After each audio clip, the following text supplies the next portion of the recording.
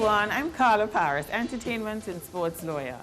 Tune in to the Business of Carnival Trinidad and Tobago edition. This series is designed to educate you about the legal and business aspects of the carnival industry. We're excited to kick off season 4 of this series. This is a year with a difference due to the COVID-19 restrictions. Join us every week. And definitely it is a year with a difference due to the pandemic and the protocols that we are implementing to keep us safe. Good evening, I'm DIKE ROSTANT. Welcome back to the TTT News. Yes, so as you would have seen, we are speaking with a young lady who has moved from a boutique practice, and she's done that for more than half of her career in the form of entertainment and sports lawyer Carla Parris. We say welcome, and should I be saying welcome back to TTT? How are you doing, Carla? I'm good, thank you very much. Welcome back indeed. It was great talking with you last time and happy to continue the discussions.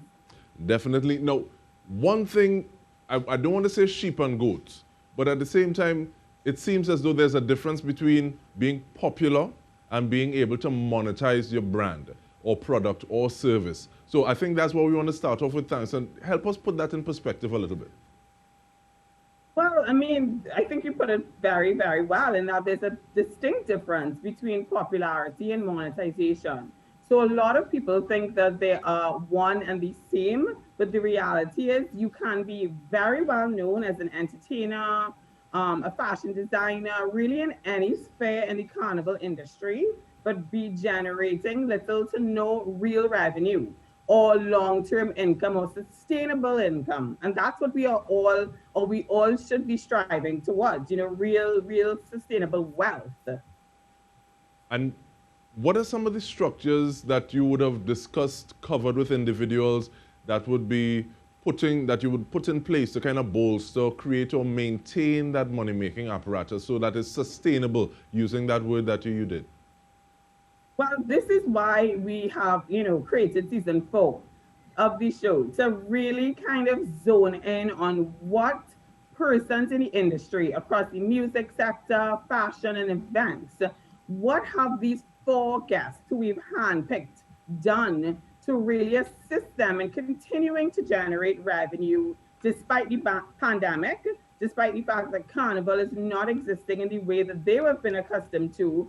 How have they done it? And this is what we're going to discuss from Thursday night, because as you will see, there are individuals who have been able to continue businesses and to actually tweak their businesses in such a way that they can earn, which is really applaud. We want to applaud them, and that's why they've been featured. So it's all about teachable moments.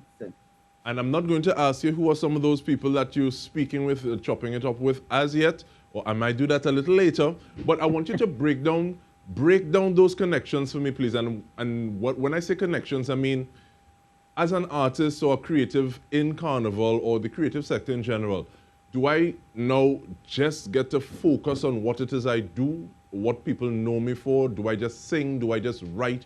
Or does the pandemic show us that we need to be a little more rounded and focused on being able to, if not do it all, have a better idea of what are some of the other things that go into that puzzle? So one of the things that we're going to discuss tomorrow on the episode with Rome, so I can reveal that it's going to be Rome. He's a really, really talented entrepreneur, started off his career, which I realized actually just the other day, as a qualified engineer.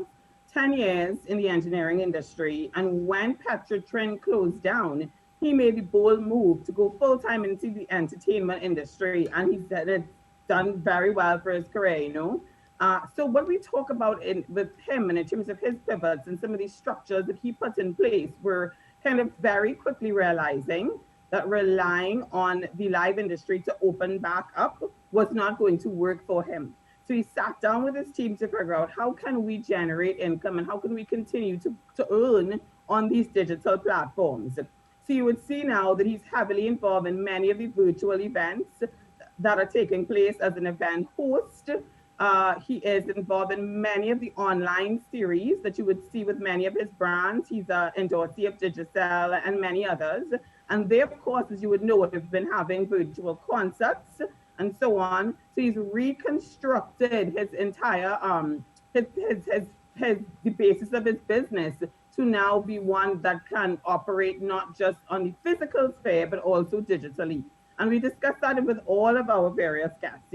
What did they do? What was the moment of realization for them? And you'll find it very interesting because everybody's moment and decision making process was completely different to get them to where they are now. And one of the things that you mentioned is the fact that Rome sat with his team. And I want to ask, what's the importance or significance of having a team? Because sometimes people have, I guess I should say enablers. So like you write something or you create something and you ask those within your circle what you think about that. And they're like, yeah, boy, that's bad. And not necessarily saying, okay, well, willing to be the one to be a little more critical. But the importance of having a team that you trust what they say, they filter things, and they can tell you when you're wrong and also tell you when you're right. Yeah, absolutely. And I also think it's important when building the team, and you will see that again with the forecasts that we have featured this season, the commonality or the common thread between all of them is that they have persons on their team who have skill sets that they don't naturally have. So somebody may have come from an accounting background or a law background or graphic arts or graphic design. So they're able then to be able to tap into those person's skills to help sit down with a clear head, decide what the next step is. And I also think it's important, and it's something that I learned myself, quite frankly, in building out the Business of Carnival and the production companies, that it's really important to have people on your team who are actually brighter than you are, so that you don't have yes men around you. You need somebody who's sharper, who's brighter in a particular area that you lack. And all of these are some of the tools and the lessons that we discuss in each series. And now, you spoke about building your team, and I want to speak about the Business of Carnival a little bit. What are some of the previous features or some of the people that you would have spoken with, and some of those points of focus that you would have really kind of tried to hone in on with those individuals? We do that in the 2 minutes we have before we go to break, and then talking about this season that is coming up. So with some of the people that we had in the past season, one thing that stood out to me for sure was season 2 with Cass, where he and I spent a lot of time talking about the importance of Caribbean-owned streaming platforms. And you would notice last year there was a lot of excitement around the Versus platform created by Swiss Beats and his team. And there were a lot of discussions in the local industry to the extent that, well, why are we relying on Versus for excitement? Where are our own platforms? Why aren't we creating these kinds of online mechanisms for ourselves to generate, brand awareness and revenue and so on? And then shortly thereafter, there was a local platform that created its own sort of artist battles. So I think the importance of, and it's been interesting for me in reflecting on the series and looking at things we discussed then that were important, that now, given the pandemic and the current realities, have become urgent. And we want to talk about some of those things that have raised themselves in stark relief. When we return from this break, we're speaking with Carla Parris, the Business of Carnival, and it is on TTT, the home of Carnival. Stay with us. Welcome back. We are speaking about the Business of Carnival with entertainment and sports lawyer Carla Parris. Now, Carla, just before we get into BOC specifically, there's an artist that I spoke with, and that person said that this pandemic was a great leveler. So while they would have lost a great deal of physical engagements, they were able to pivot and possibly even grow their brand in a manner that may not have been conceived previously. Is that kind of similar to what you've been hearing from other individuals who've pivoted successfully?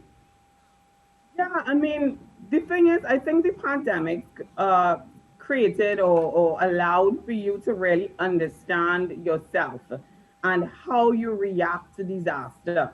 Because there are those who literally just kind of lay down flat and were upset and depressed for months on end and took a long time to recover. And there were others who pretty early were able to say, okay, I am not able to sustain myself in the way or the manner or the type of lifestyle that I've become accustomed to. I do not want to wait on a government grant. I don't want to wait on some sponsorship. How am I going to figure this out? So the answer to your question is yes, there were a couple people who were able early on to sit down and really hone in and decide how am I gonna move forward. And what are some of the biggest differences that you see between previous seasons and this one, apart from the fact that it is on TTT? Well, the difference in this season is the focus of this season. So being on TTT is a huge step for us. We're very excited to move from a web-only series before to now, being co-producing the series with TTT. That's been a completely exciting process for us. And for me, on a personal level, it definitely means a lot to me. In fact, I started my career at TTT. A lot of people don't know that. I was already a qualified lawyer, but I was not practicing. I was still trying to figure out, what my next steps were. And I was in a newsroom for just under a year doing entertainment news.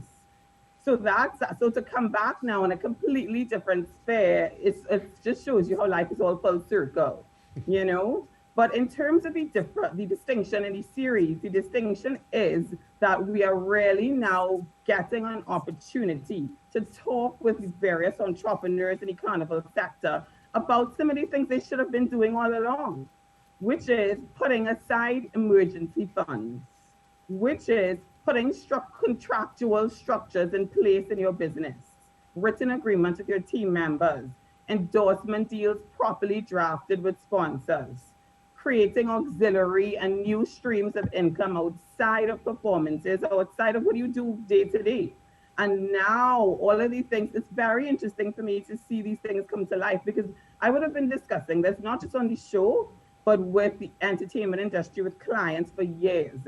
And the answer always was, we're too busy. We're going from fact to fact to fact, or carnival all over the world. We don't have time for structures. It's not important. And now that the rug was pulled, a lot of people realize, oh, wow, this is why it was important for me to have all of these various things in place. And you'll hear that on the show as well. And definitely what I meet you, but I like the fact that you speak about conversations outside of the show, The Business of Carnival, and that leads to the next question of how do individuals engage with what it is they're going to be seeing on the show? Because a finite episode, can't give you everything, can't give you the full conversation. So is there a way that someone can get answers past what a finite episode can explain or outline? How is that information curated or facilitated? That's an excellent question, DK. And it's interesting that you went in that direction, because, again, in terms of a personal level, for me, I also had somewhat of a pivot, in the business of Carnival, because last year I had a whole plan of all the different countries that I was going to be going to film new editions of the series. We usually would have done a Trinidad, then I was planning a Grenada and another country. But I also had to slightly pivot, and it forced me to hasten the process of online master classes that I was developing anyway, but just at a slower pace. So the connection between the series and somebody getting a more in-depth analysis and understanding is that they can currently head over to our website. It is thebusinessofcarnival.com, where we have a master class on brand strategy and trademark registration, and the importance of really zoning in on that aspect of brand protection. And that's not just relevant to entertainers, but corporate entities, brand managers, who now are looking to generate more brand awareness. Have you actually protected these brands? So we are going to be rolling out classes throughout the year relevant to the topic, so that there's an ecosystem of education around the business of Carnival and the legal aspects of Carnival, because really and truly that is what's been missing. And I love the fact that you talk about rolling it out through the year so there's a consistent flow of information. And that also begs the question, can this information, the tools, the resources, the master classes be extrapolated past Carnival? So you're taking it through because this is where we are, this is what we're doing. Can those things move past the Carnival? Absolutely. Absolutely.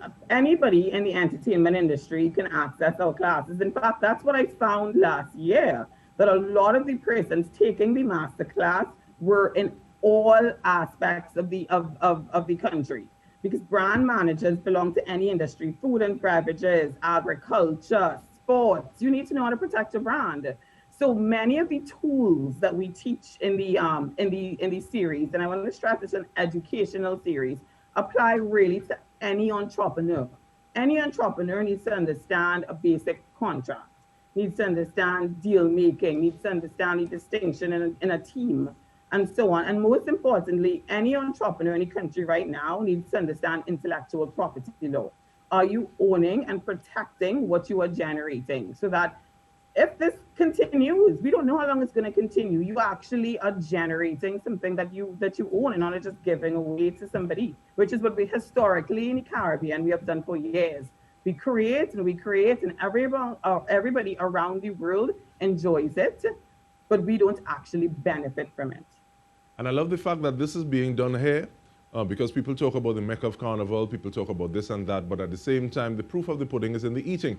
And with regard to producing something at an initial level, but having people outside take it, develop it, run with it, and not even intone Mr. Killer. But one of the examples that I give people is that people talk about Swiss chocolate as a benchmark of quality, but there's no cocoa that grows there, this kind of way. So what will we do with what we have done? And I also ask, is there any more information that you can give us about the master classes, or we need to be looking for that as well? Well, you can follow us on social media at the Business of Carnival, Facebook and Instagram pages. We also have a Twitter account at the BOCTT, where all of our updates are shared throughout the year.